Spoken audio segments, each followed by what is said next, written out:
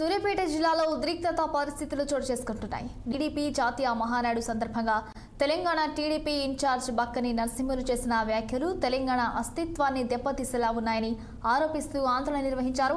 ఈ నేపథ్యంలో తెలంగాణ యువజన సంఘం రాష్ట్ర ప్రధాన కార్యదర్శి అనంతుల మధు ఆధ్వర్యంలో సూర్యాపేట జిల్లా కేంద్రంలో బక్కని నరసింహులు దిష్టిబొమ్మను దహనం చేశారు.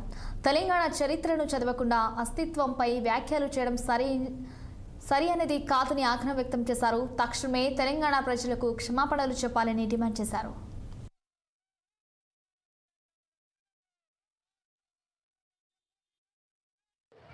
తెలుగుదేశం మహానాడు సందర్భంగా టీటీడీపీ ఇన్ఛార్జ్ మాజీ రాష్ట్ర అధ్యక్షుడు నరసింహులు గారు మాట్లాడుతూ తెలంగాణ అనే పదం ఏ డిక్షనరీ లేదు అనే అస్తిత్వాన్ని దెబ్బతీసే ఒక మాటలు మాట్లాడిండు. నరసింహులు గారు తెలంగాణ అనే ఒక పదం కాదు, తెలంగాణ అనేది 4 కోట్ల తెలంగాణ ప్రజల అస్తిత్వ ఆకాంక్షల పోరాట ప్రాంతం ఇది. తెలంగాణ అనే ప్రాంతాన్ని ఏం పోరాడిందో తెలంగాణ అస్తిత్వం తెలియదు, చరిత్ర తెలియదు, కానీ డిక్షనరీ దీనికి ఏమర్థమవుతుంది?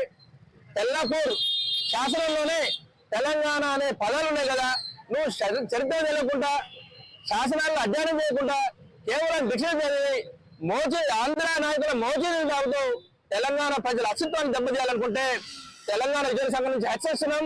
ఖబర్దార్ బిడ్డ, వెంటనే తెలంగాణ ప్రజలకు క్షమాపణ చెప్పాలని డిమాండ్ చేస్తున్నాం. లేని ఎడల తెలంగాణ ప్రజలే నీకు సరైన గుణపాఠం నేర్పిస్తారని ఈ సందర్భంగా తెలియజేస్తున్నాం. ముఖ్యులుగా తెలంగాణ అనే పదాన్ని ఇదే ఈ రోజు ఏదైతే టీడీపీ ఇన్ఛార్జిగా ఉన్నాడో తెలంగాణలో ఒకసారి సోయి తెచ్చుకో. తెలంగాణ అస్తిత్వాన్ని టీడీపీ మొదటి నుంచి దెబ్బతీసే కుట్ర చేసింది. అసెంబ్లీ సాక్షిగా తెలంగాణ అనే పదాన్ని నిషేధించిన పార్టీని ఇది. నువ్వు తెలంగాణ అస్తిత్వం గురించి మాట్లాడుతుంటే సోయి ఉండాలి.